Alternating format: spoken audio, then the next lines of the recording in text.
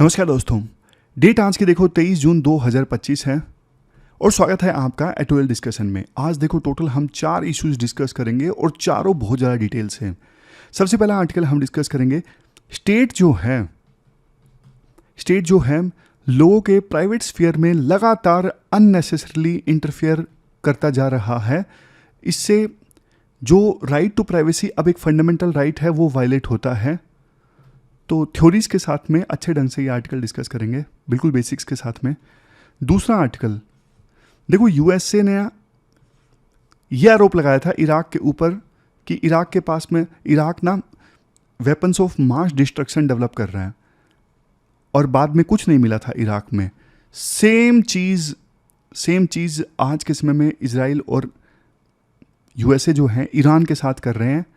मतलब pre-emptive strike कर दी अब यूएसए ने भी, ये कहते हुए कि हमें डर है ईरान न्यूक्लियर वेपन डेवलप कर सकता है। हो सकता है बाद में कुछ ना मिले और यूएसए और इजराइल झूठ बोल रहे थे। तो ये अच्छा आर्टिकल है, दूसरे वाला भी। तीसरा आर्टिकल देखो, इमरजेंसी से संबंधित ना हमने वो एडीएम जबलपुर वाला केस तो डिस्कस किया था, लेकिन चूंकि इमरजेंसी को 50 साल पूरे हो गए तो सीधा भी इमरजेंसी के बारे में क्वेश्चन आने की संभावना काफ़ी ज़्यादा है। और चूंकि अभी सेंटर में एनडीए की गवर्नमेंट है, बीजेपी की सरकार है और इमरजेंसी लगी थी कांग्रेस की सरकार के दौरान, तो वो इस इशू को ज़्यादा जोर शोर से उठाएंगे। तो मुझे लगता है चांसेस तो हैं इमरजेंसी पे क्वेश्चन आने के। लास्ट, एटीट्यूड कैसे डेवलप होता है, एथिक्स का पोर्शन हम डिस्कस करेंगे। अलग अलग थ्योरीज हैं, सबको डिस्कस करेंगे। चलिए डिस्कशन स्टार्ट करते हैं। हमारी आज की डिस्कशन में first important article private space में स्टेट के इंटरफेरेंस से संबंधित है। काफ़ी इंपॉर्टेंट और इंटरेस्टिंग आर्टिकल है। आप सिलेबस में जीएस पेपर सेकंड के फंडामेंटल राइट्स वाला जो टॉपिक है ना, वहाँ से आर्टिकल को रिलेट कर सकते हो। फर्स्ट थिंग फर्स्ट, चूँकि देखो आंसर्स में ना डेफिनेशन लिखनी होती है, तो राइट टू प्राइवेसी का क्या मतलब है? What is right to privacy? देखो, प्राइवेसी का मतलब होता है right to be left alone, मतलब अकेला छोड़ दो भाई। राइट टू प्राइवेसी का मतलब ये है कि freedom from unwanted interference in personal life. Simple भाषा में बताता हूं, मतलब पर्सनल लाइफ में आपकी जो भी इंफॉर्मेशन है, जो भी एक्टिविटीज हैं, आप उनको कंट्रोल करें और कोई दूसरा आपकी पर्सनल लाइफ में ताक झाक ना करे, आपकी पर्सनल लाइफ में अनवांटेड इंटरफेरेंस ना करे। समझ गए? मतलब कैसा लगेगा आपको अगर कोई आपको यूं बोले कि ये कपड़े पहनने हैं, सिर्फ जीन्स पहननी है, जीन्स के अलावा कुछ नहीं पहनना। कोई आपको बोले कि सिर्फ शाही पनीर खाना है, शाही पनीर के अलावा कुछ नहीं खाना। आपको लगेगा यार मेरी मर्जी, मेरी पर्सनल लाइफ है, तुम क्यों इंटरफेयर कर रहे हो? तो यही है राइट टू प्राइवेसी, जो अब फंडामेंटल राइट है 2007 की पुट्टास्वामी जजमेंट के बाद में। सुप्रीम कोर्ट में ना 9 जजेस की बेंच ने जबरदस्त फैसला दिया था 2017 में कि राइट टू प्राइवेसी जो है वो एक फंडामेंटल राइट है और यह संविधान के आर्टिकल 21 के अंतर्गत आता है। इवन सुप्रीम कोर्ट की 9 जजेस की बेंच ने यह भी बोला प्राइवेसी का मतलब सिर्फ इतना नहीं है कि लेफ्ट अलोन, अकेला छोड़ दो। नहीं, प्राइवेसी देखो 3 चीजों से लिंक्ड है: dignity, autonomy and freedom. Dignity मतलब देखो, आप नहीं चाहोगे कि आप घर में कैसे बैठे हो, किस हाल में बैठे हो, उसकी तस्वीरें लेके, पिक्चर्स लेके कोई पब्लिक डोमेन में डाल दे। आप ये कतई नहीं चाहोगे। अगर किसी ने ऐसा कर दिया तो मतलब आपकी सेल्फ रिस्पेक्ट खराब हो जाएगी, आपकी डिग्निटी को ठेस पहुंचेगा। दूसरे नंबर पे ऑटोनॉमी मतलब अपने जो फैसले हैं खुद लेना। आप देखो ये कभी नहीं चाहोगे कि कोई आपको यूं बोले कि हाँ भाई किससे शादी करनी है, कितने बच्चे पैदा करो, कितनी बार सेक्स करो। आप नहीं चाहोगे कोई दूसरा आपको ये सब बताए, स्टेट खास करके। आप अपने फैसले खुद लेना चाहोगे। तो दूसरे नंबर पे ये है ऑटोनॉमी, अपने फैसले खुद लेना। और तीसरे नंबर पे है फ्रीडम मतलब freedom from unwanted interference. Freedom from unwanted interference का मतलब ये है आप नहीं चाहोगे कि आपके व्हाट्सएप मैसेजेस कोई पढ़े। सरकार जरूरी है, आपका किसी क्राइम में नाम है तब आपके व्हाट्सएप मैसेज पढ़ रही है तो चलो ठीक है, कानून के हिसाब से पढ़ रही है। यूं नहीं, आपने कुछ किया ही नहीं और कोई ऑफिसर कहता है मेरा मन है इस लड़की के मैसेज मैं चेक करूंगा। नहीं भाई, ये उसका राइट टू प्राइवेसी का उल्लंघन है। तो ये 9 जजेस की बेंच बोलती है, बहुत इंपॉर्टेंट लाइन है इसलिए मैंने जोर देके बताया कि प्राइवेसी जो है वो इंट्रेंजिक है। मतलब 3 और दूसरी जो फंडामेंटल चीजें हैं ना, डिग्निटी, ऑटोनॉमी, फ्रीडम, इनसे लिंक्ड है। तो चलो ये बेसिक मैंने आपको क्लियर कर दिए। लेकिन देखो एक चीज ये भी है कि राइट टू प्राइवेसी एब्सोल्यूट नहीं है। ऐसा नहीं है कि प्राइवेसी के नाम पे आप कुछ भी कर सकते हो, नहीं। प्राइवेसी तब तक है जब तक देखो आप दूसरों को नुकसान नहीं पहुंचाते हो, समझ गए। तो इवन सुप्रीम कोर्ट ने ना 2017 की जजमेंट में ना 3 टेस्ट भी दिए। जब सरकार का कोई डिसीजन इन 3 टेस्ट पे खरा उतरता है तो फिर देखो प्राइवेसी को वायलेट किया जा सकता है स्टेट के द्वारा। सबसे पहला टेस्ट है नेसेसिटी। आप ये देखो, मतलब स्टेट अगर राइट टू प्राइवेसी को वायलेट कर रहा है तो ये देखो जरूरत है या नहीं है। अब जैसे आप एयरपोर्ट पे जाते हो, एयरपोर्ट पे आपका बैग चेक होता है। अब वहां पे आप यूं नहीं बोल सकते कि राइट टू प्राइवेसी का वायलेशन हुआ है। अब भाई वहां पे सिक्योरिटी थ्रेट है, बम थोड़ी ना फोड़ दोगे, छुपा के ले जाओगे ऐसे तो आप। तो पहला टेस्ट क्लियर, एयरपोर्ट पे बैग चेक होता है, जरूरी है। वहां पे आप यूं नहीं बोल सकते कि राइट टू प्राइवेसी का वायलेशन हुआ है। दूसरा प्रिंसिपल, दूसरा टेस्ट है प्रोपोर्शनलिटी। मतलब राइट टू प्राइवेसी का वायलेशन उतना ही होना चाहिए जितना जरूरत है। ऐसा नहीं कि हाँ आप सिक्योरिटी थ्रेट तो है लेकिन एयरपोर्ट पे आपको बोल दिया जाए कि कपड़े उतार के वहां पे खड़े हो जाओ। अरे भाई कपड़े उतारने की क्या जरूरत है, आप फ्रिस्किंग कर लो, हाथ मार के देख लो मेरे पास कोई बंदूक नहीं है। तो प्रोपोर्शनैलिटी टेस्ट को फुलफिल करना जरूरी है कि उतना ही वायलेट करो जितना जरूरी है। यूं नहीं कह सकते कि हाँ नेसेसरली कपड़े उतार के साइड में खड़े हो जाओ। जितना जरूरत है सिर्फ उतना ही वायलेट करो राइट टू प्राइवेसी को। अब मान लीजिए राजेंद्र नगर में ना एक छोटी सी चोरी हो गई, फोन किसी का गुम हो गया।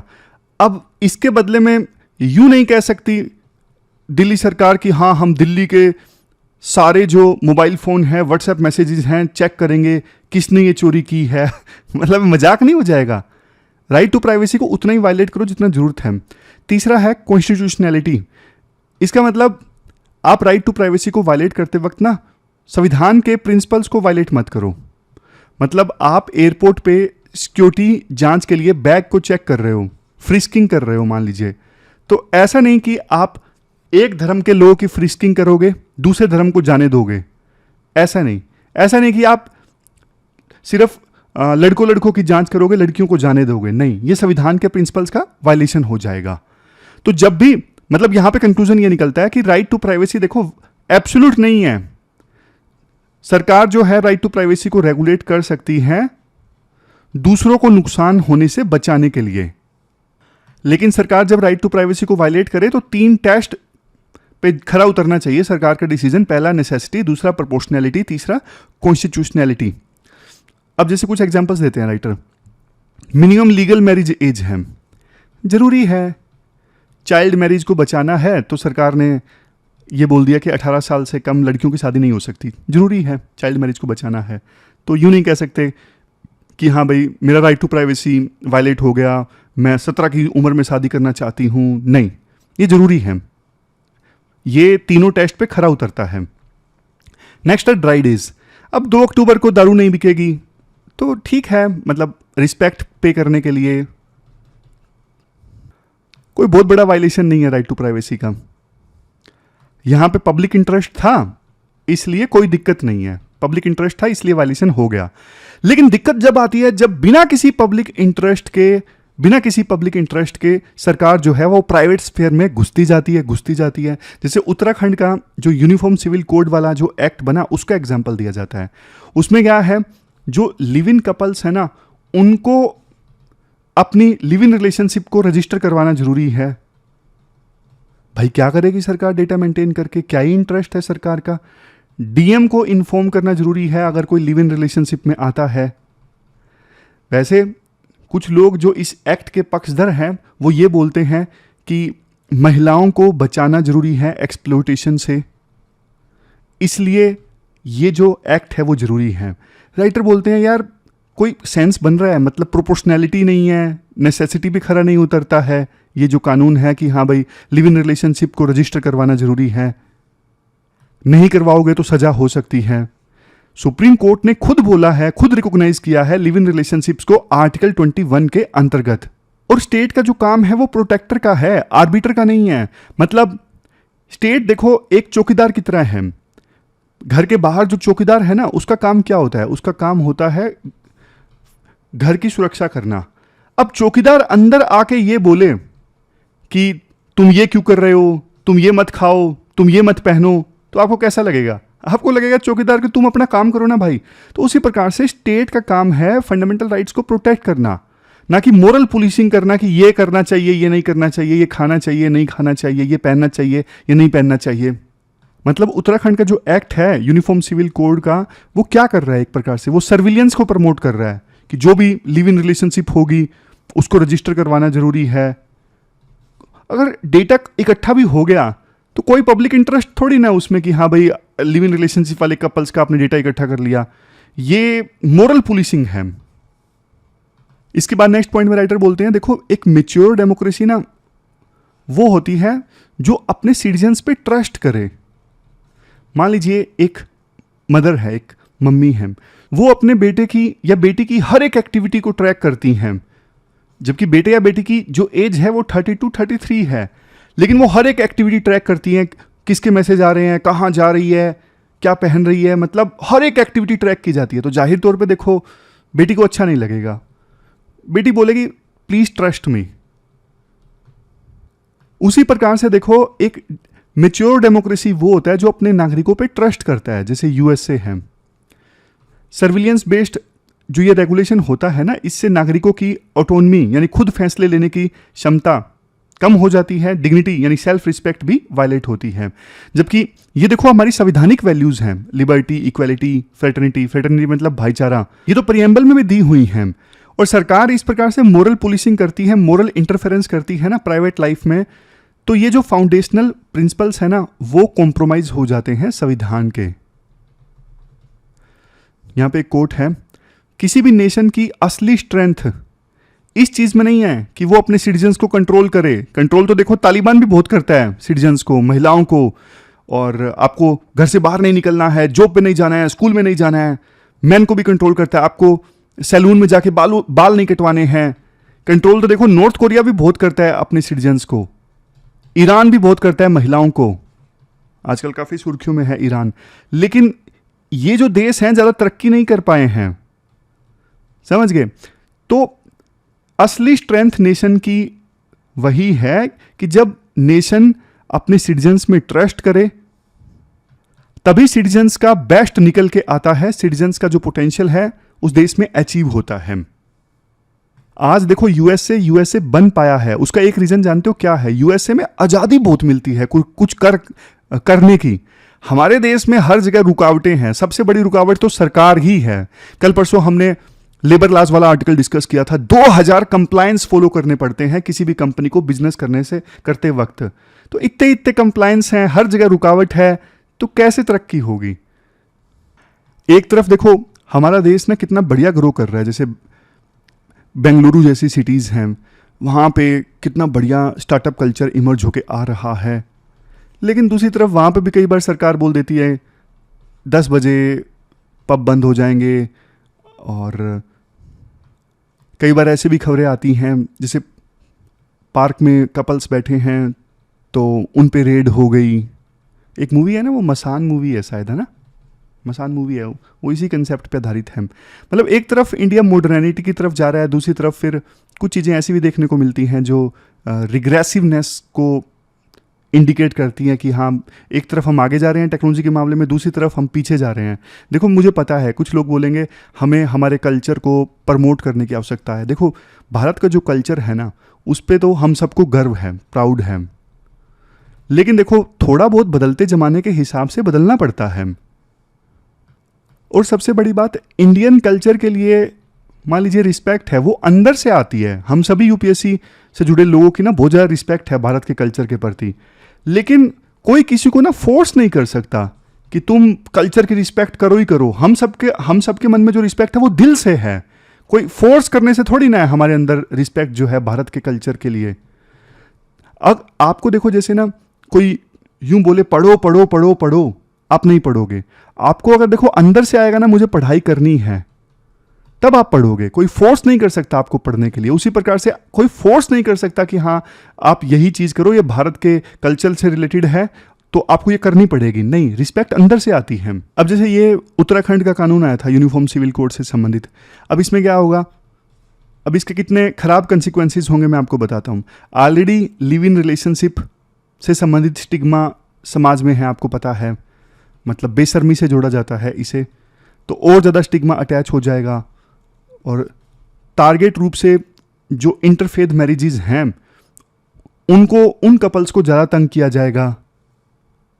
पुलिस की तरफ से हरासमेंट हो सकती है और रिश्वत वगैरह मांगी जा सकती है कि हम इग्नोर करेंगे नहीं तो फंसा देंगे इस लिव इन रिलेशनशिप वाले केस में, ये सब हो सकता है। अब बिहार का देख लीजिए, बिहार में शराबबंदी हुई, अल्कोहल पे बैन लग गया, सरकार ने पर्सनल डिसीजंस को कंट्रोल करने की कोशिश की, लेकिन नतीजा क्या हुआ, वहाँ पे ब्लैक मार्केट बन गया बहुत ज़्यादा अल्कोहल का, और जेल्स ठसाठस भरी हुई हैं पुअर ऑफेंडर्स से, मतलब जो गरीब लोग हैं उन्होंने जो गलती की और उनसे जेलें भरी हुई हैं, उनके ऊपर मुकदमे दर्ज हुए हैं। अमीर लोग जेल में नहीं है शराब पीने के लिए, दूसरे जो नशे हैं उनका चलन ज़्यादा बढ़ गया है, जैसे गांजा वगैरह, और पुलिस पैसे ले लेती है। इलीगल जो ट्रेड है शराब का अभी भी चल रहा है। तो ये जो केस स्टडी है ये हमें बताती है इंटेंशन अच्छी है लेकिन इम्प्लीमेंटेशन पुअर है, तो क्या होगा, डिजास्टर हो जाएगा। नेक्स्ट पॉइंट में राइटर बोलते हैं पावरफुल स्टेट्स वो हैं जो रिस्ट्रेंट शो करते हैं, जो अपनी पावर को अंधाधुंध नहीं यूज करते हैं, निरंकुश ढंग से जो पावर को यूज नहीं करते हैं, वो है पावरफुल स्टेट। वो पावरफुल स्टेट नहीं है जो ब्रूट कंट्रोल करते हैं। ब्रूट कंट्रोल कहां पे देखने को मिलता है, नॉर्थ कोरिया में, अफगानिस्तान में। क्या ये पावरफुल स्टेट है? बिल्कुल भी नहीं है। तो प्राइवेसी जो है ये ट्रस्ट का मामला है स्टेट और सिटीजन के बीच में। स्टेट को अननेसेसरी इंटरफेरेंस नहीं करना चाहिए, और अगर स्टेट ऐसा करेगा तो कॉन्स्टिट्यूशनल डेमोक्रेसी जो है वो डिस्टेबलाइज हो जाएंगी, क्योंकि संविधान की जो वैल्यूज हैं उनका कॉम्प्रोमाइज हो रहा है। और जैसे देखो 1975 के इमरजेंसी की बात है, आगे हम एक आर्टिकल डिस्कस करेंगे। इमरजेंसी में संविधान की वैल्यूज़ का उल्लंघन हुआ, तो बाद में देखो कैसे लोगों ने इंदिरा गांधी को हरा दिया था इलेक्शन में 1977 में। तो उसी प्रकार से ओवर रीच अगर स्टेट करेगा तो कॉन्स्टिट्यूशनल डेमोक्रेसी जो है वो डिस्टेबलाइज हो सकती है। तो पूरा आर्टिकल जो डिस्कस किया समरी सी दे दी कंक्लूजन में कि प्राइवेसी अधिकार है, ये प्रिविलेज नहीं है। स्टेट को सिर्फ गाइड करना चाहिए, गवर्न नहीं करना चाहिए पर्सनल डिसीजंस को। तो वही बातें हैं जो हमने डिस्कस की। चलते हैं आगे। वैसे देखो मैं आपसे पूछना चाहता हूँ आपकी क्या थॉट प्रोसेस है। अगर एक लड़का एक लड़की जिनकी एज 25-26 के आसपास है, वो अगर लिव इन में रहना चाहते हैं, तो क्या सरकार को ये हक होना चाहिए कि सरकार उनको बोले कि पहले आप अपनी जो रिलेशनशिप है वो रजिस्टर करवाओ, तब आप लिव इन में रह सकते हो? क्या ये जस्टिफाई है आपके हिसाब से? इसके बाद नेक्स्ट आर्टिकल देखो, आईआर से संबंधित है। देखो अभी तक तो टेंशंस थी इजराइल और ईरान के बीच में, स्टार्ट हुई जब इजराइल ने प्रीएम्प्टिव स्ट्राइक्स कर दी ईरान के ऊपर, ये कहते हुए कि हम ये नहीं बर्दाश्त कर सकते कि ईरान किसी भी सूरत में न्यूक्लियर वेपन्स बनाए। प्रीएम्प्टिव स्ट्राइक्स होता है मतलब पहले से स्ट्राइक कर दो। जैसे डॉक्टर है, डॉक्टर बीमारी के आने से पहले ही दवाई दे देता है कि बीमारी आए ना, तो मतलब को डर है, इजराइल को डर है कि सामने वाला देश मुझे नुकसान पहुंचा सकता है न्यूक्लियर वेपन बना के, तो इससे पहले कि वो नुकसान पहुंचाए आप ही उसको नुकसान पहुंचा दो ताकि फ्यूचर में वो आपको नुकसान ना पहुंचा सके। यानी इस केस में इजराइल डॉक्टर है जिसने पहले से दवाई दे दी ईरान को ताकि बीमारी ना आए, मतलब ईरान नुकसान ना पहुंचा पाए। अब देखो ये तक तो ठीक था, लेकिन अब यूएसए ने भी स्ट्राइक्स कर दी हैं ईरान के ऊपर। ये न्यूज़ देखिए आप सब। अब यूएसए ने कौन कौन से बॉम्ब का इस्तेमाल किया, ये होती हैं टीआरपी की चीज़ें जो मीडिया दिखाती है। हमारे यूपीएससी एग्जाम के लिए इंपॉर्टेंट नहीं है, हमारे यूपीएससी एग्जाम के लिए इंपॉर्टेंट है कंसेप्ट, जो कि इस आर्टिकल में काफ़ी अच्छा दिया हुआ है। राइटर बोलते हैं सबसे पहली चीज़, हेडिंग देखिए, Iraq was a warning, Iran is a rupture. जैसे एक पाइप है, पाइप लीक होती है ना, टप टप पानी गिरने लगता है, तो ये क्या होता है, ये वार्निंग होता है कि ठीक करो इसे।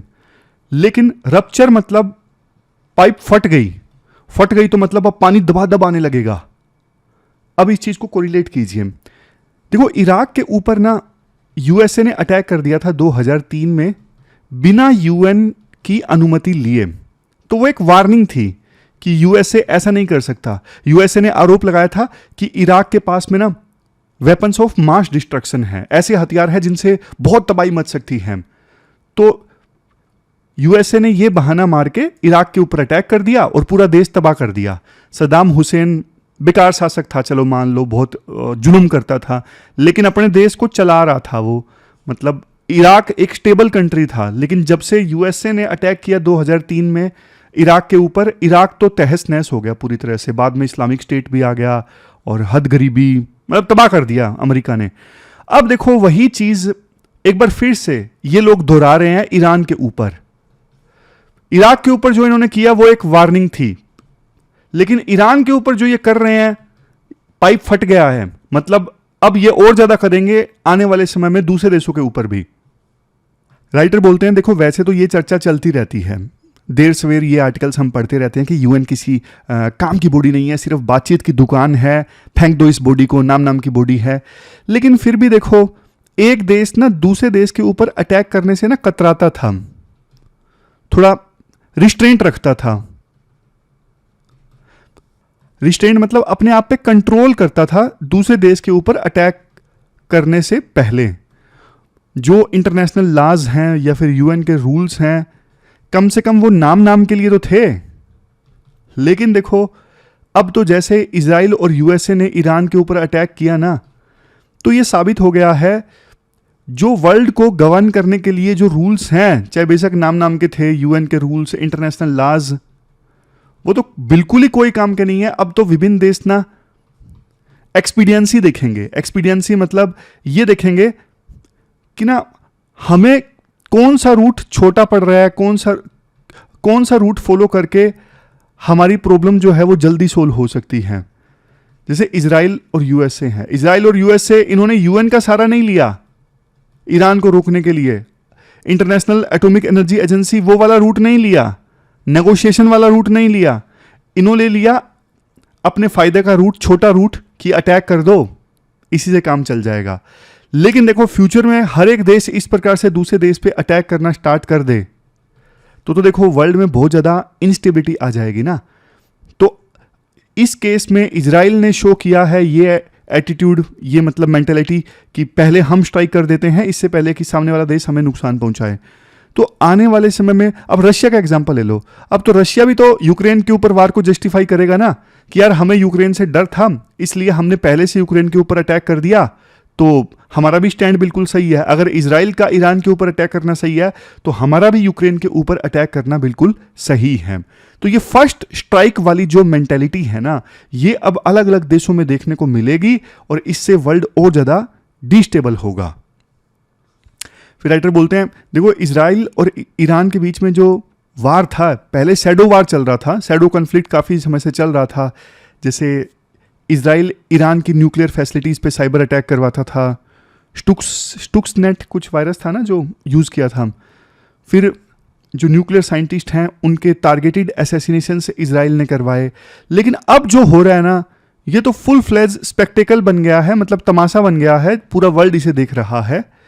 लेकिन देखो बेशक अभी जितनी लड़ाई हुई है इजराइल और ईरान की, इजराइल के पास में जाहिर तौर पे एज है। मतलब मुझे भी नहीं लगा था कि ईरान इतना जल्दी इतना कमज़ोर हो जाएगा युद्ध में। लेकिन 10 दिनों की लड़ाई में, 10 दिन तो पूरे हुए भी नहीं, 10 दिन की लड़ाई में इजराइल ने पूरे एयर स्पेस पे कब्जा कर लिया है ईरान के। जहां मर्जी चाहे वहां पे इजराइल और यूएसए अटैक कर पा रहे हैं। बदले में देखो ईरान ने भी बहुत सारी मिसाइल्स लॉन्च की हैं इजराइल के ऊपर।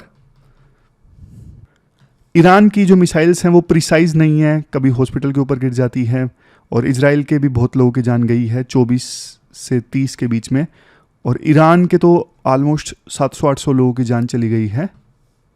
ईरान की न्यूक्लियर फैसिलिटीज़ को टारगेट किया गया है।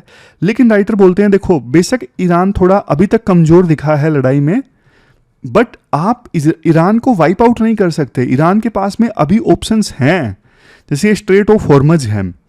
अब ईरान, अभी मैं न्यूज़ पढ़ रहा था कि ईरान की पार्लियामेंट ने अप्रूवल दे दिया है कि इस स्ट्रेट को बंद कर दिया जाए, स्ट्रेट ऑफ हॉर्मज। अब यहां पे मान लीजिए ईरान ने बिछा दी माइंस, समुद्र के नीचे माइंस बिछा दी, तो शिप्स का यहां से आना जाना डिफिकल्ट हो जाएगा। शिप्स का आना जाना यहां से डिफिकल्ट हो जाएगा। 20% वर्ल्ड का जो ट्रेड है इसी रूट से होता है। समझ गए? इंडिया तो आपको पता है बाहर से इंडिया को ऑयल इंपोर्ट करना पड़ता है। इंडिया गल्फ कंट्रीज के ऊपर काफ़ी डिपेंडेंट है। तो ना सिर्फ इंडिया को बल्कि वर्ल्ड के दूसरे देशों को भी तेल में दिक्कत आ जाएगी। इंटरनेशनल मार्केट में तेल के दाम ऑलरेडी बढ़ गए हैं, और ज़्यादा बढ़ जाएंगे, महंगाई काफ़ी ज़्यादा बढ़ जाएगी। और इसका असर एक देश पे नहीं देखने को मिलेगा, इसका असर देखने को मिलेगा अफ्रीका पर भी, एशिया पर भी, यूरोप पर भी, सभी देशों पर। आप यूएसए के पर्सपेक्टिव से देखिए।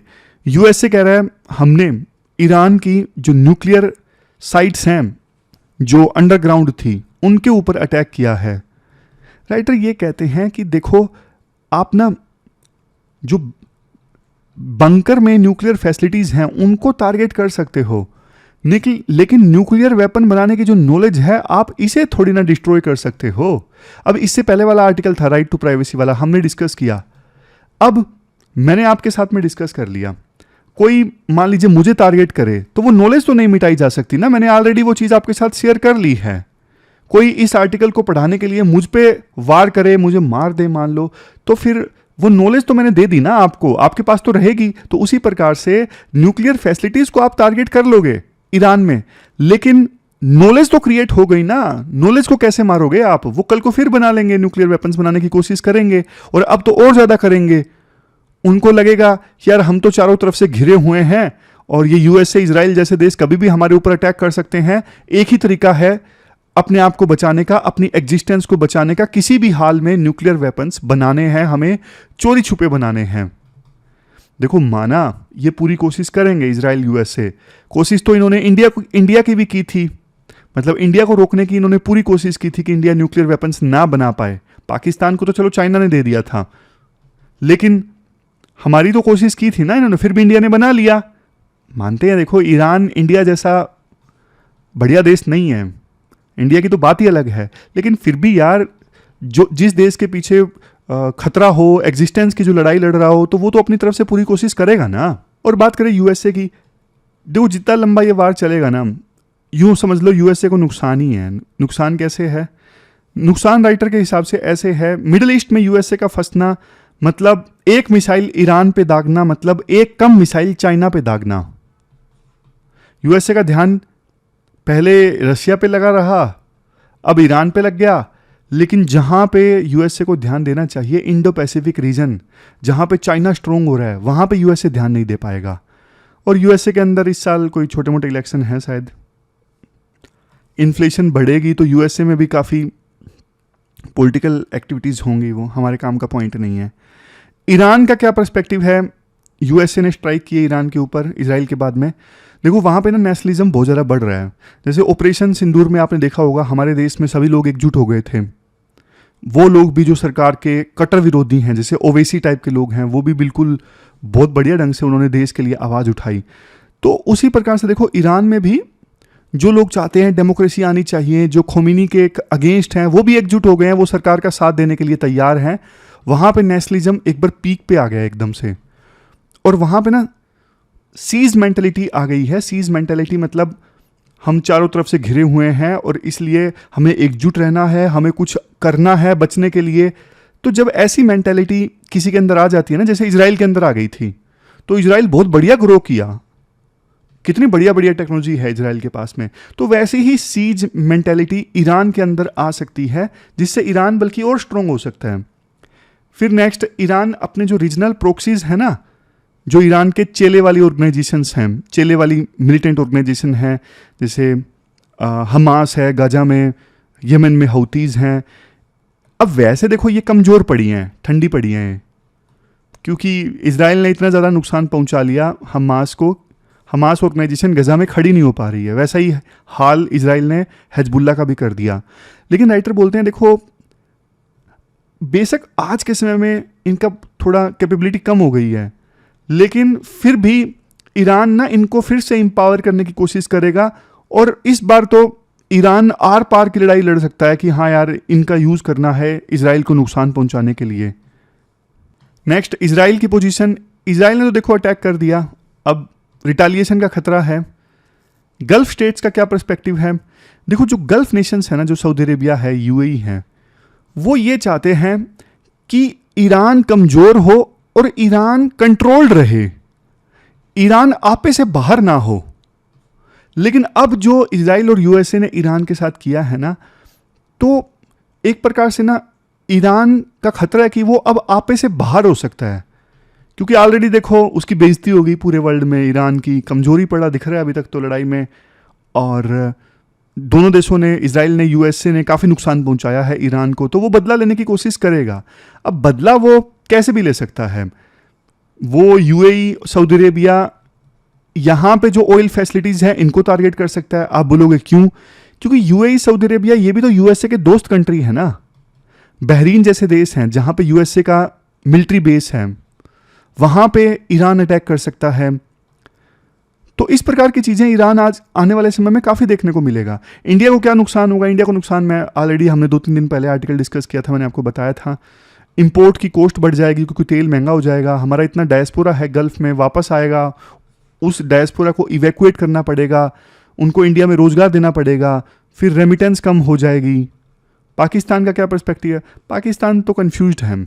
एक तरफ पाकिस्तान भी मुस्लिम कंट्री है तो ईरान के प्रति इनकी सिंपैथी है, दूसरी तरफ इनको यूएसए से मदद भी लेनी है, तो ये यूएसए के विरोध में जा नहीं सकते। तो पाकिस्तान के लिए वो चीज़ लागू होती है, बेगर्स कांट बी चूजर्स।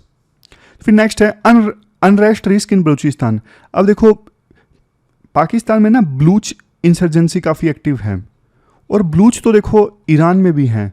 अगर ईरान कमज़ोर पड़ता है, मान लीजिए ईरान कमज़ोर पड़ जाता है, वहाँ पे ईरान के अंदर अनरेस्ट आ जाता है, तो ईरान के अंदर जो बलूच है ना, वो भी फिर एकजुट होना चाहेंगे पाकिस्तान के बलूचों के साथ में। तो इससे पाकिस्तान के बलूचिस्तान में भी रिस्क बढ़ जाएगा। फिर देखो एक ये भी हो सकता है खतरा, अब मैं आपको बता रहा हूँ, ये स्ट्रेट ऑफ हॉर्मज है। अब यहाँ पे इसको ईरान ने बंद कर दिया, इसका असर अफ्रीका समेत और डेवलप कंट्रीज़ पे देखने को मिलेगा।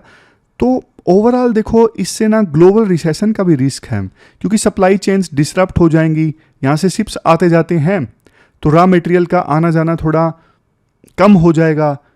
ये रूट फॉलो नहीं कर सकते तो अफ्रीका से घूम के आना पड़ेगा, बड़ा लंबा रूट लेना पड़ेगा। लंबा रूट लेना पड़ेगा तो शिपिंग कॉस्ट बढ़ जाएंगी, शिपिंग कॉस्ट बढ़ेंगी तो इंश्योरेंस कॉस्ट भी बढ़ जाएंगी, लॉजिस्टिक्स की कॉस्ट बढ़ जाएगी, सब चीज़ों के दाम बढ़ जाएंगे, और इससे ग्लोबल रिसेशन का भी खतरा है। इसलिए लोग गोल्ड में ज़्यादा इन्वेस्ट करने के लिए अभी उतारू हैं। उनको लगता है कि यार शेयर मार्केट क्रैश कर सकती है, और इसलिए गोल्ड में इन्वेस्ट करना ज़्यादा सेफ है। डिफेंस सेक्टर से संबंधित जो शेयर्स हैं वो बढ़ रहे हैं, और एयरलाइंस, लॉजिस्टिक, टेक्नोलॉजी से संबंधित शेयर्स ये घट रहे हैं, क्योंकि लोगों को लगता है कि फ्यूचर डार्क है। 3 सिनेरियो है, राइटर लास्ट में बोलते हैं। पहले सिनेरियो प्रोक्सी इन्फर्नो, मतलब ये जो वार है ये ईरान के अलावा पूरे रीजन में स्प्रेड हो जाता है, और ईरान जो है अपने आस पड़ोस के देशों में भी, यूएस के जो दोस्त देश है ना, वहाँ पे भी कुछ फैसिलिटीज़ को टारगेट करे, ऐसा हो सकता है। ईरान अपने प्रोक्सी ग्रुप्स को और ज़्यादा एक्टिवेट कर दे अपने दुश्मन के टारगेट्स पे हिट करने के लिए, ये भी हो सकता है। तो ये सिनेरियो नंबर 1 है। सिनेरियो नंबर 2 जो मैंने बोला, ग्लोबल इकोनॉमी चोक हो सकती है, मतलब रिसेशन आ सकता है।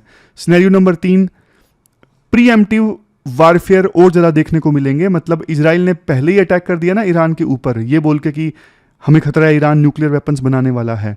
तो इस प्रकार के जो प्रीएम्प्टिव वारफेयर है आने वाले समय में और ज़्यादा देखने को मिलेंगे। जैसे चाइना हो सकता है कल को ताइवान के ऊपर अटैक कर दे, ये बोल के कि ताइवान से हमें खतरा है।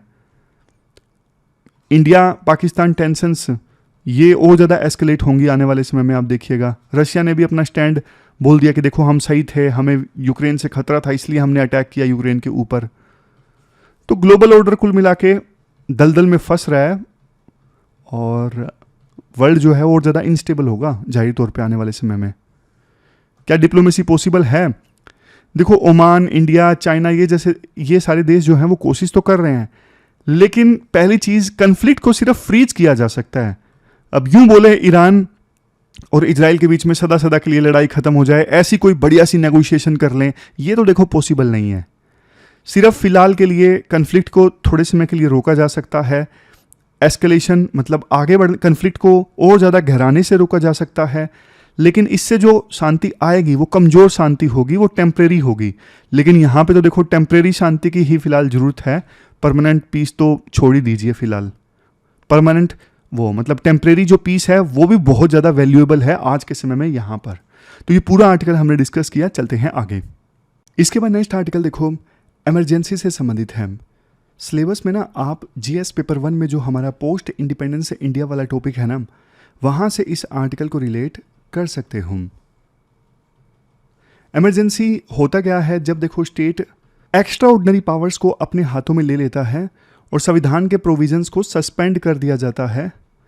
एक्स्ट्रा ऑर्डिनरी पावर्स मतलब कुछ भी करने की जो पावर है स्टेट ने अपने हाथों में ले ली, और संविधान जो रोकता था स्टेट को, सरकार को कि आप ये नहीं कर सकते, वो नहीं कर सकते, वो सारे जो प्रोविजंस हैं सरकार को रोकने वाले वो सस्पेंड हो गए और सरकार बहुत ज़्यादा पावरफुल हो गई। तो उस सिचुएशन को कहते हैं इमरजेंसी। अब पहले देखो जब इमरजेंसी लगी थी ना 75 में, तो उस समय ये प्रोविज़न था, इवन संविधान के जो आर्टिकल 20 और 21 हैं उनको भी सस्पेंड किया जा सकता है। 21 आर्टिकल मतलब राइट टू लाइफ। लेकिन बाद में 1978 में, यानी इमरजेंसी हटने के बाद में 1978 में संविधान को अमेंड किया गया और ये लिखा गया कि इवन इमरजेंसी के दौरान भी आर्टिकल 20-21 को तो सस्पेंड नहीं किया जा सकता है, बाकी फंडामेंटल राइट्स को तो चलो किया जा सकता है। जो 1975 में 25 जून 1975 को जो इमरजेंसी लगी थी ना, वो सरकार ने लगाई थी।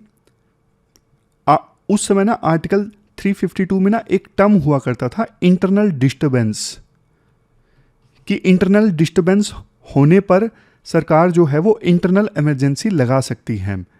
हालांकि सेम जब इमरजेंसी हट गई 1978 में, मतलब हटी 77 में थी, लेकिन 1978 में यानी एक इमरजेंसी हटने के एक साल बाद 44th कॉन्स्टिट्यूशनल अमेंडमेंट की सहायता से ये जो इंटरनल डिस्टर्बेंस वर्ड था ना, जिसके नाम पे इमरजेंसी लगाई गई थी इंदिरा गांधी के द्वारा, उस वर्ड को हटा दिया गया, क्योंकि ये वर्ड बहुत ज़्यादा वेग था कि इंटरनल डिस्टर्बेंस तो कुछ भी हो सकता है। तो वर्ड यूज किया गया आर्म्ड रिबेलियन, मतलब आर्म्ड रिबेलियन हो देश में तभी इमरजेंसी लगाई जा सकती है, इंटरनल डिस्टर्बेंस होने के सूरत में नहीं। ये वर्ड पहले हुआ करता था आर्टिकल 352 में, बाद में इसे हटा दिया गया। ये भी प्रोविजन किया गया कि प्रेसिडेंट इमरजेंसी लगा सकते हैं अगर कैबिनेट से रिटर्न एडवाइस मिलती है तभी। तो हमारे देश में इमरजेंसी देखो 21 महीने तक चलती रही, मार्च 1977 तक चली। लगी कब थी? 25 जून 1975। चली कब तक? मार्च 1977, 21 महीने तक चली। अब क्यों इमरजेंसी लगी थी? अब इसके देखो अलग अलग डायमेंशंस हैं, जैसे पॉलिटिकल डायमेंशंस हैं। पॉलिटिकल डायमेंशंस मतलब एक इलाहाबाद हाईकोर्ट का वर्डिक्ट आया था जिसमें यह बोला गया था कि इंदिरा गांधी जिस सीट से चुनाव लड़ी थी ना, रायबरेली से 1971 में जीती थी, वो चुनाव रद्द कर दिया था इलाहाबाद हाईकोर्ट ने, यह आरोप लगाते हुए कि इसमें करप्ट प्रैक्टिसेस का इस्तेमाल हुआ था। तो चुनाव रद्द कर दिया, मतलब इंदिरा गांधी एमपी नहीं रही। चलो कोई एमपी ना हो तो भी देश का प्रधानमंत्री तो रह ही सकता है, लेकिन 6 साल तक अयोग्य भी ठहरा दिया गया था इलेक्शन लड़ने से। और बाद में सुप्रीम कोर्ट का फैसला आया, ये जो इलाहाबाद हाईकोर्ट का फैसला आया था 12 जून को आया था, बाद में सुप्रीम कोर्ट का फैसला आया 24 जून को। सुप्रीम कोर्ट ने पार्शियल स्टे लगाया था, पूरा स्टे नहीं लगाया, पार्शियल स्टे लगाया था इलाहाबाद हाईकोर्ट के फैसले पे। तो इंदिरा गांधी को कुछ समझ में नहीं आया, उन्होंने इमरजेंसी लगा दी इंटरनल डिस्टर्बेंसेस के नाम पे, आर्टिकल 352 में जो प्रोविजन था। इसके अलावा भी और बहुत कुछ चल रहा था, जैसे 1971 के इलेक्शन में ना इंदिरा गांधी ने एक नारा दिया था, गरीबी हटाओ। गरीबी तो हटी नहीं, लोगों की एक्सपेक्टेशन ज़्यादा थी, बल्कि इकोनॉमिक डिस्ट्रेस बढ़ गया। क्यों? क्योंकि ब्लॉकेड लगा था, गल्फ कंट्रीज तेल नहीं दे रहे थे, इस वजह से वर्ल्ड में ऑयल क्राइसिस पैदा हो गए थे, महंगाई बहुत ज़्यादा बढ़ गई थी, मानसून भी ठीक से नहीं आया, तो फसल अच्छी नहीं हुई, ज़रूरी चीज़ों के दाम और ज़्यादा बढ़ गए। तो मूवमेंट चलने लगी थी बेरोजगारी के अगेंस्ट, महंगाई के अगेंस्ट। गुजरात में स्टूडेंट्स ने नवनिर्माण मूवमेंट चलाई।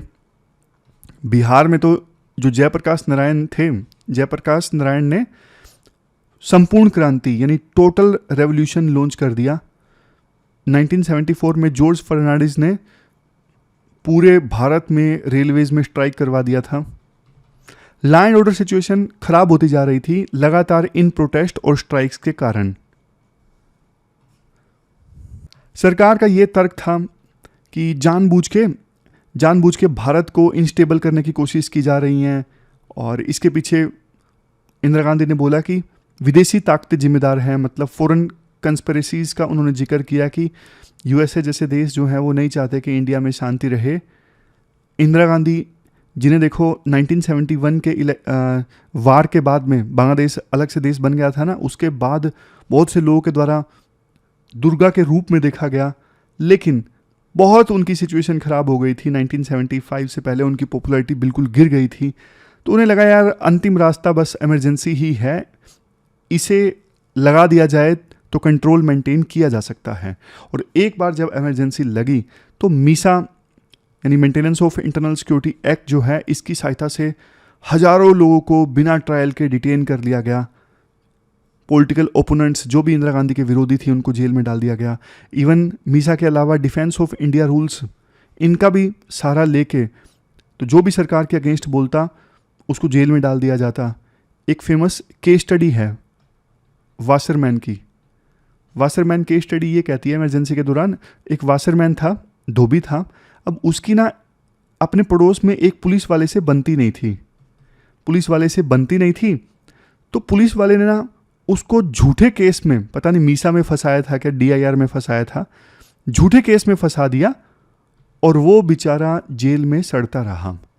ये होता है जब आप अंधाधुंध पावर सरकार को देते हो ना, तो फिर ऐसी चीज़ें होने लगती है। सरकार की तो जवाबदेही है नहीं, किसी को भी डिटेन कर सकते हैं।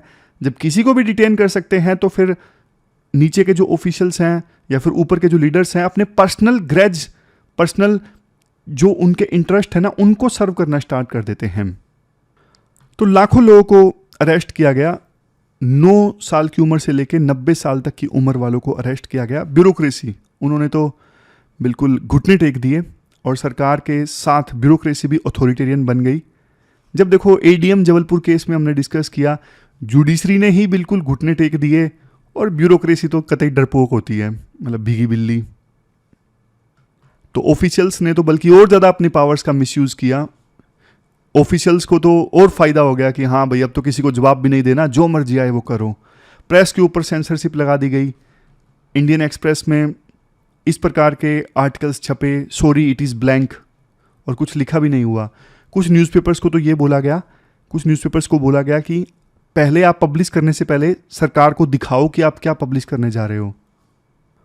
और क्या हुआ इमरजेंसी के दौरान, फोर्स्ड स्टेरिलाइजेशन, मतलब ज़बरदस्ती नसबंदी करवाई गई संजय गांधी के द्वारा, ऐसा आरोप लगता है।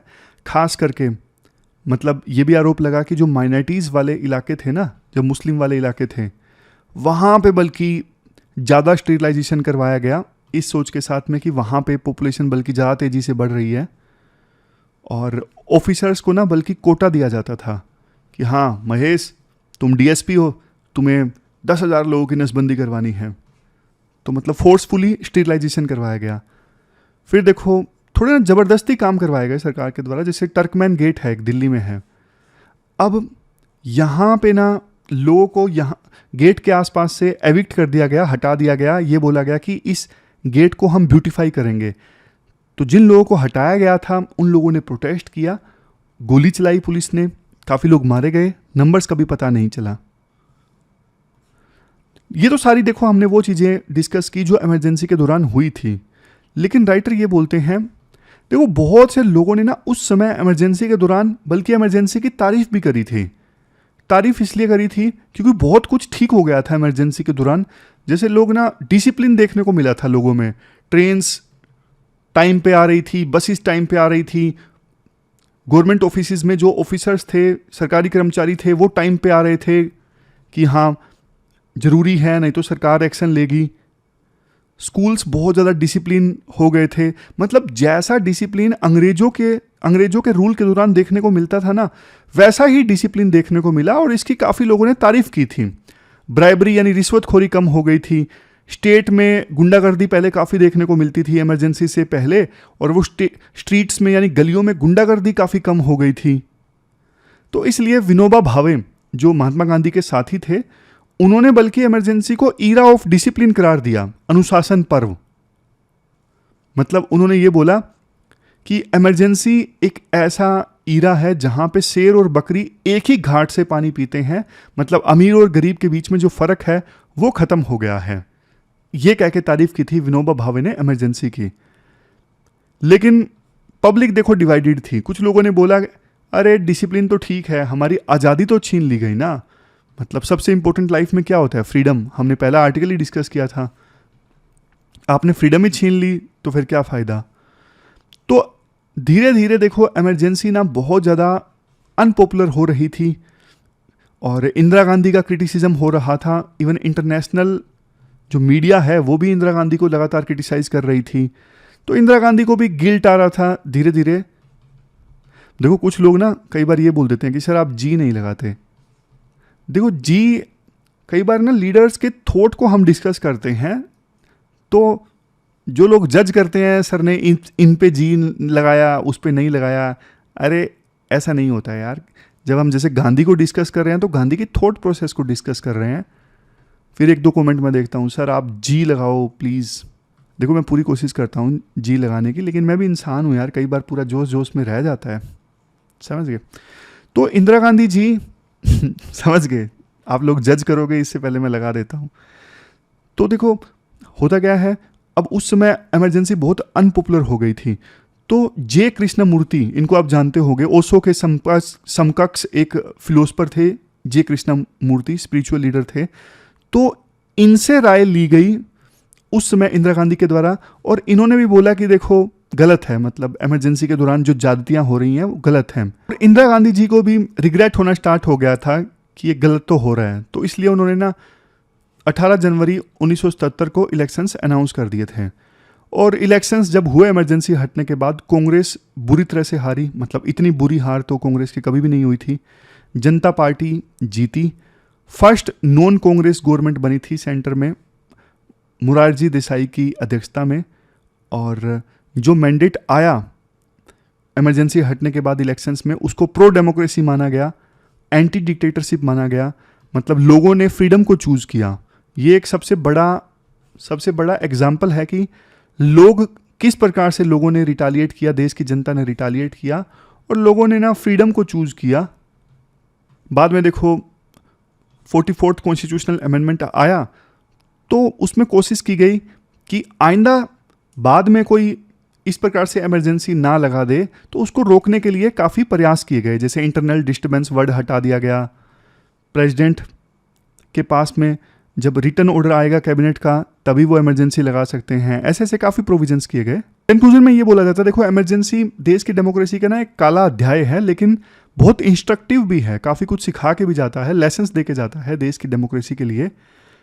इमरजेंसी हमें लेसन देता है, अगर डेमोक्रेटिक इंस्टीट्यूशंस कमज़ोर होंगे ना तो इससे देश कमज़ोर होगा। जैसे जुडिशरी ने घुटने टेक दिए, ब्यूरोक्रेसी ने घुटने टेक दिए, लेकिन जनता की जो विल थी ना, पब्लिक विल, वो कमज़ोर नहीं पड़ी, जिसकी बदौलत इंदिरा गांधी को मजबूर होना पड़ा इमरजेंसी हटाने के लिए और इलेक्शन करवाने के लिए। लेकिन इमरजेंसी के बाद इंडिया ने बाउंस बैक किया। जुडिशरी की भी जो बेइज्जती हुई थी एडीएम जबलपुर केस के बाद, जुडिशरी ने भी बाउंस बैक किया। जुडिशरी ने काफ़ी सारे अच्छे वर्डिक्ट देके इमरजेंसी के बाद अपनी इमेज सुधारने की कोशिश करी। तो ये सब कुछ हुआ। इसके बाद लास्ट में एथिक्स का एक छोटा सा पोर्शन डिस्कस कर लेते हैं। एटीट्यूड के बारे में हम डिस्कस कर रहे थे। देखो अभी तक हम पिछले हफ्ते ना ये जान चुके हैं एटीट्यूड होता क्या है, एटीट्यूड के फ़ायदे क्या हैं, पॉजिटिव एटीट्यूड, नेगेटिव एटीट्यूड या फिर न्यूट्रल। फिर हमने ये भी जाना कि एटीट्यूड में 3 कंपोनेंट होते हैं, अफेक्टिव, कोग्निटिव और बिहेवियर। कैब मॉडल इसे बोलते हैं। सबसे पहले कोग्निटिव यानी आपकी नॉलेज, आपके बिलीफ, दूसरे नंबर पे अफेक्टिव मतलब आपकी फीलिंग्स, और तीसरे नंबर पे बिहेवियरल। अब आज इस लेक्चर में हम जानेंगे कि एटीट्यूड फॉर्म कैसे होता है। तो इसके पीछे ना 7-8 थ्योरीज हैं कि एटीट्यूड का फॉर्मेशन होता कैसे है। जैसे सबसे पहली थ्योरी है क्लासिकल कंडीशनिंग। ये थ्योरी किसने दी थी? ये थ्योरी देखो इवान पावलोव नाम के एक रशियन साइकोलॉजिस्ट ने दी थी। वो रिसर्च तो कर रहे थे डॉग्स यानी कुत्तों के डाइजेशन सिस्टम पर, लेकिन एक्सीडेंटली उन्होंने एक ज़बरदस्त साइकोलॉजिकल थ्योरी दे दी जो कि है पेवलोवियन कंडीशनिंग या फिर क्लासिकल कंडीशनिंग। इसमें क्या होता है, इसमें देखो आप ना कल्पना कीजिए एक कुत्ता है, जिसका नाम है शेरू। अब देखो, शेरू को जब भी खाना दिया जाता है ना, शेरू को जब भी खाना दिया जाता है, खाना देने से पहले एक घंटी बजाई जाती है, टन टन टन टन ऐसे। मतलब पहले घंटी बजेगी टन टन टन टन, और फिर खाना दिया जाएगा शेरू को। जब देखो बार बार ऐसा किया जाएगा ना, बार बार ऐसा किया जाएगा, तो होगा क्या, जैसे ही घंटी बजेगी ना, इवन खाना नहीं आया, लेकिन अभी सिर्फ घंटी बजी है, सिर्फ घंटी बजने के बाद में ही ना शेरू के मन में, शेरू के मुंह में लार टपकने लगेगी, सलाइवा आने लगेगा। क्यों? क्योंकि बार बार ऐसा हुआ है कि घंटी बजने के बाद खाना मिलता है शेरू को, तो दोनों चीज़ें ना आपस में पेयर हो गई। घंटी और खाना दोनों आपस में पेयर हो गया शेरू के लिए। अब जैसे ही घंटी बजी, उसको ये लगा कि खाना अब आने वाला है, तो इसलिए उसके मुंह में ना लार टपकने लगी, यानी सलाइवा आने लगा। पहले सिर्फ खाना देख के शेरू के मुंह में सलाइवा आता था, लेकिन यहां पे ना खाने को जोड़ दिया गया, किससे? घंटी से। बार बार ऐसे ही हुआ, घंटी बजने के बाद खाना मिला शेरू को, तो शेरू को आदत पड़ गई। तो पहला खाने देखने के बाद में, खाना मिलने के बाद में उसके मुंह में सलाइवा आता था, अब सिर्फ घंटी बजने के बाद ही सलाइवा आने लगा। तो ये क्या कर दी गई? क्लासिकल कंडीशनिंग कर दी गई। जैसे देखो, क्लासिकल कंडीशनिंग का ही ना एक और एक्सपेरिमेंट है, अल्बर्ट एक्सपेरिमेंट। अल्बर्ट एक बेबी था। अल्बर्ट को ना एक शुरू में वाइट रैट दिखाया गया, सफेद चूहा। उस पर कोई असर नहीं पड़ा, उसको कोई डर नहीं लगा बेबी को वाइट रैट देख के।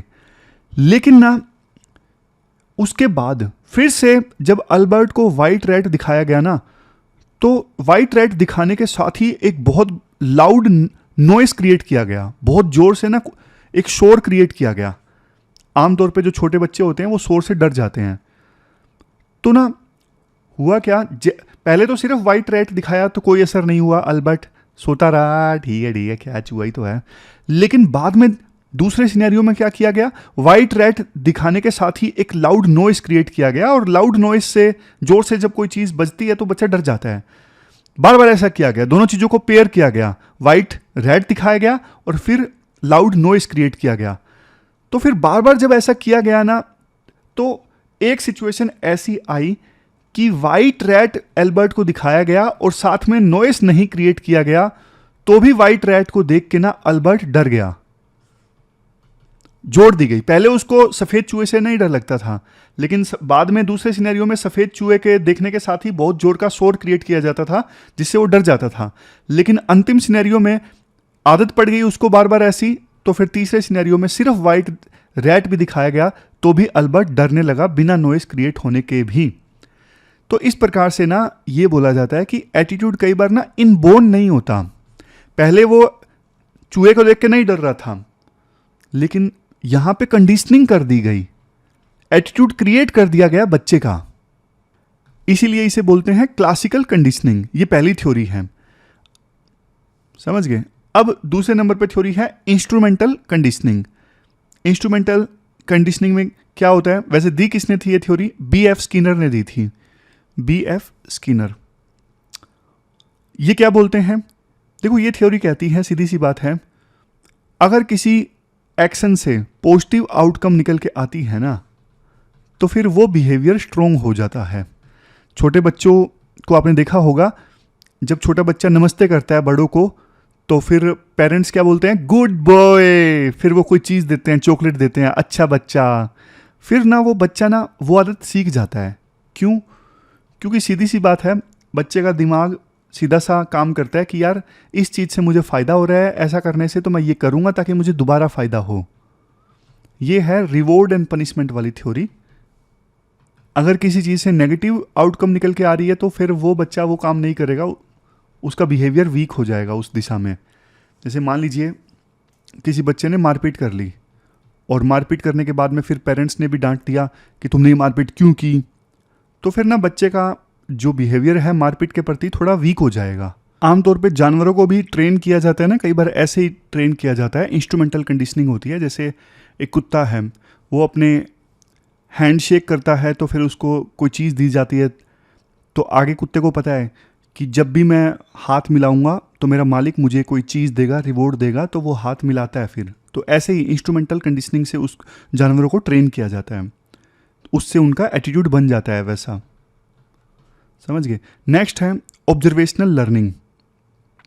ये जो लर्निंग है ना, ये जो थ्योरी है बोलती है कि लोग ना दूसरों को देख के सीखते हैं। जैसे ऑफिस में अगर एक एम्प्लॉय को बेस्ट एम्प्लॉय अवार्ड मिलता है तो फिर दूसरे भी मोटिवेट हो जाते हैं, दूसरों का भी जो हार्डवर्क के प्रति एटीट्यूड है वो इम्प्रूव हो जाता है। ये सीधा सा है, सब एक दूसरे को देख के सीखते हैं। फिर नेक्स्ट है जेनेटिक फैक्टर। ये कोई खास स्ट्रॉन्ग थ्योरी है नहीं। इसमें ये बोला जाता है वैसे तो देखो ज़्यादातर जो एटीट्यूड है वो आसपास के एनवायरनमेंट से बनता है, लेकिन कुछ जो एटीट्यूडनल इंक्लिनेशंस है ना, उनके ऊपर जेनेटिक इन्फ्लुएंस भी होता है। ज़्यादा नहीं, लेकिन कई बार कुछ केसेस में हो जाता है। जैसे पिताजी को तीखा खाना पसंद है, तीखे खाने के प्रति उनकी इंक्लिनेशन अच्छी है, तीखे खाने को वो फेवरल लाइकेबिलिटी के साथ में देखते हैं, लाइक करते हैं। उसी प्रकार से कई बार फिर बच्चे को भी तीखा खाना पसंद होता है, हालांकि इतना स्ट्रॉन्ग फैक्टर है नहीं है। नेक्स्ट है मॉडलिंग। ये देखो मॉडलिंग जो है ये वैसे ऑब्जर्वेशनल लर्निंग से ही मिलता जुलता है। मॉडलिंग में हम यूँ कह सकते हैं जैसे रोल मॉडल्स होते हैं, कुछ लोग अपने कुछ सेलिब्रिटीज़ को रोल मॉडल मानते हैं, कुछ विराट कोहली को मानते हैं, कुछ प्रेमानंद महाराज जी को मानते हैं। तो जो रोल मॉडल्स होते हैं ना, उनकी जो सोच होती है फिर वो सोच फॉलोअर्स में भी कई बार आ जाती है। जैसे बिल गेट्स को कोई अगर बहुत ज़्यादा फॉलो करता है तो बिल गेट्स जैसे फिलैंथ्रोपी में काफ़ी पैसा लगाते हैं, तो जो लोग उनको फॉलो करते हैं उनका एटीट्यूड भी फिलैंथ्रोपी के प्रति अच्छा हो सकता है। समझ गए। नेक्स्ट है social comparison theory. Social comparison theory मतलब लोग अपने बिलीव्स और अपने ओपिनियन को ना दूसरों के बिलीव्स और ओपिनियन से ना कंपेयर करते हैं। समझ गए। मतलब जैसे सोशल मीडिया पे अगर सब क्लाइमेट चेंज के लिए आवाज़ उठा रहे हैं ना, तो आपका भी मन करेगा यार क्लाइमेट चेंज के प्रति मैं भी आवाज़ उठाता हूँ। तो ये थ्योरी कहती है आप सोसाइटी में दूसरों से कंपेयर करते हो और उनको देख के फिर अपना एटीट्यूड डेवलप कर लेते हो। नेक्स्ट है feel good factors. Feel good factors मतलब जो काम करने से आपको अच्छा फील होता है, फिर उस चीज़ के प्रति आपका एटीट्यूड पॉजिटिव हो जाता है। अब किसी को शराब पीना पसंद है, मतलब उसको शराब पी के मज़ा आ जाता है, उसको रिलैक्स फील होता है, तो फिर उसका शराब के प्रति एटीट्यूड पॉजिटिव होगा। उसे लगता है कि यार ये चीज़ तो मज़ा करवा देती है, तो इसलिए मुझे पसंद है ये चीज़। तो ये है फील गुड फैक्टर। नेक्स्ट है फंक्शनलिस्ट थ्योरी। फंक्शनलिस्ट थ्योरी क्या कहती है, कई बार ना लोग एटीट्यूड डेवलप करते हैं क्योंकि इससे उनकी जो साइकोलॉजिकल नीड्स है ना वो पूरी होती हैं। इस थ्योरी का, फंक्शनलिस्ट थ्योरी का एसेंस क्या है, देखो जब एक एटीट्यूड का काम ख़त्म हो जाता है ना तो फिर वो बदल जाता है। मतलब क्या है, जैसे मान लीजिए अब किसी को एप्पल के प्रोडक्ट इसलिए पसंद थे क्योंकि एप्पल नई नई इनोवेशन लेके आता था, बट जैसे ही और बढ़िया ऑप्शन आए सैमसंग के, दूसरी कंपनीज के, तो उस पर्सन का जिसका पहले बढ़िया एटीट्यूड था एप्पल के प्रति वो अब थोड़ा चेंज हो जाएगा। समझ गए। मतलब ये है कि एटीट्यूड जो है कई बार फंक्शन सर्व करना बंद कर देता है, इसलिए लोग उस फिर एटीट्यूड को बदल लेते हैं। और ज़्यादा सिंपल भाषा में कि पहले एटीट्यूड एक फंक्शन परफॉर्म कर रहा था, लेकिन अब वो एटीट्यूड फंक्शन परफॉर्म नहीं कर रहा है, तो अब एटीट्यूड को चेंज कर लो। तो इस प्रकार से हमने सारी थ्योरीज डिस्कस कर ली कि कैसे एटीट्यूड डेवलप होता है। आप बताइए, मतलब आपको कौन सी थ्योरी इनमें से सबसे सही लग रही है। लास्ट में क्वेश्चन देख लीजिए जो आपको अटेम्प्ट करना है। क्वेश्चन देखो, राइट टू प्राइवेसी से रिलेटेड आपको अटेम्प्ट करना है। अच्छा क्वेश्चन है, इसका आंसर आपको देना है 250 वर्ड्स में, 15 मार्क्स का ये क्वेश्चन है। तो ये थी हमारी आज की डिस्कशन। कल मिलते हैं फिर से एक नई डिस्कशन के साथ। तब तक आप अपना ध्यान रखिए, अच्छे से पढ़िए। Thank you very much for discussion.